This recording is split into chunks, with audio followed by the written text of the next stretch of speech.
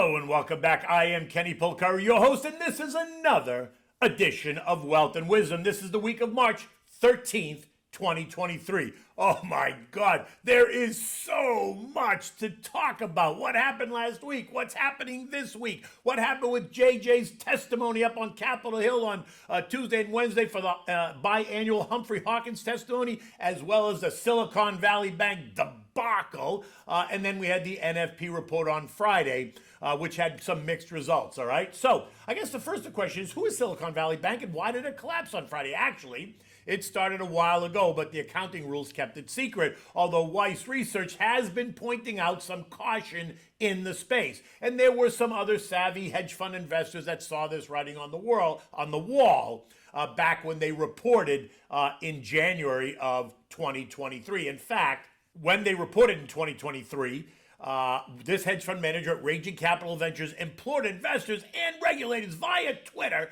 to dig deeper into the earnings statement, right? As did Weiss Research, to find a much bigger set of problems, identifying the hold to maturity accounting trap, allowing banks to avoid mark-to-market losses on bonds that they don't plan to sell, which is fine as long as you don't plan to sell it, right? They are unrealized losses, right? And he identified more than $15 billion of losses if the bank were forced to sell that, or if they were forced to market, right? Telling the Twitter sphere that the bank was essentially functionally underwater.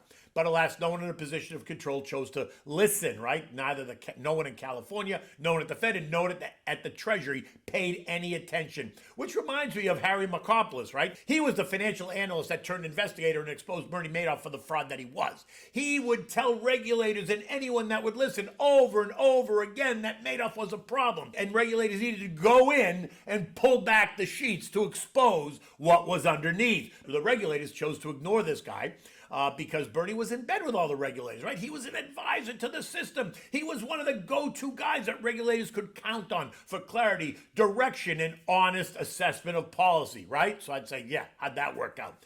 In any event, nobody listened to Harry then, and nobody listened to a number of the sources today. So it's really amazing how history repeats itself.